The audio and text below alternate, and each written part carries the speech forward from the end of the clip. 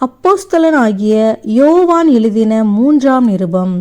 மூப்பனாகிய நான் சத்தியத்தின்படி நேசிக்கிற பிரியமான காயுவுக்கு எழுதுகிறதாவது, பிரியமானவனே, உன் ஆத்துமா வாழ்கிறது போல நீ எல்லாவற்றிலும் வாழ்ந்து சுகமாயிருக்கும்படி வேண்டுகிறேன். சகோதரர் வந்து நீ சத்தியத்தில் நடந்து கொள்ளுகிறாய் என்று உன்னுடைய உண்மையை குறித்து சாட்சி கொடுத்தபோது மிகவும் சந்தோஷப்பட்டேன். என் பிள்ளைகள் சத்தியத்திலே நடக்கிறார்கள் என்று நான் கேள்விப்படுகிற சந்தோஷத்திலும் அதிகமான சந்தோஷம் எனக்கு இல்லை. பிரியமானவனே, நீ சகோதரருக்கும் அந்நியருக்கும் செய்கிற யாவற்றையும் உண்மையாய் செய்கிறாய். அவர்கள் உன்னுடைய அன்பை குறித்து சபைக்கு முன்பாக சாட்சி சொன்னார்கள்.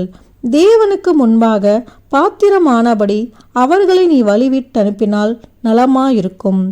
ஏனெனில் அவர்கள் புறஜாதியாரிடத்தில் ஒன்றும் வாங்காமல் அவருடைய நாமத்தின் நிமித்தம் புறப்பட்டு போனார்கள். ஆகையால் நாம் சத்தியத்திற்கு உடன் வேலையாட்களாய் இருக்கும்படி அப்படிப்பட்டவர்களை சேர்த்து கொள்ள கடனாளிகளாயிருக்கிறோம். நான் சபைக்கு எழுதினேன், ஆனாலும் அவர்களில் முதன்மையாய் இருக்க விரும்புகிற தியத்திரேப்பு எங்களை ஏற்றுக்கொள்ளவில்லை.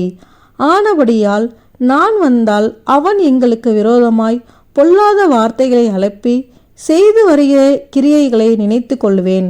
அவன் இப்படி செய்து வருவதும் போதாமல் தான் சகோதரரை ஏற்றுக்கொள்ளாமல் இருக்கிறதும் அன்றி ஏற்றுக்கொள்ள மனதாய் இருக்கிறவர்களையும் தடை செய்து சபைக்கு புறம்பே தள்ளுகிறான். பிரியமானவனே, நீ தீமையானதை பின்பற்றாமல் நன்மையானதை பின்பற்று. நன்மை செய்கிறவன் தேவனால் உண்டாயிருக்கிறான், தீமை செய்கிறவன் தேவனை காணவில்லை. தேமேத்திரியு எல்லாராலும் நற்சாட்சி பெற்றதும் அல்லாமல் சத்தியத்தாலும் நற்சாட்சி பெற்றவன். நாங்களும் சாட்சி கொடுக்கிறோம், எங்கள் சாட்சி மெய்யென்று அறிவீர்கள்.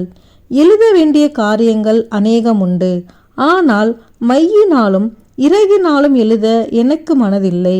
சீக்கிரமாய் உன்னை காணலாம் என்று நம்பியிருக்கிறேன். அப்பொழுது முகமுகமாய் பேசிக்கொள்ளுவோம். உனக்கு சமாதானம் உண்டாவதாக. சிநேகிதர் உனக்கு வாழ்த்துதல் சொல்லுகிறார்கள்.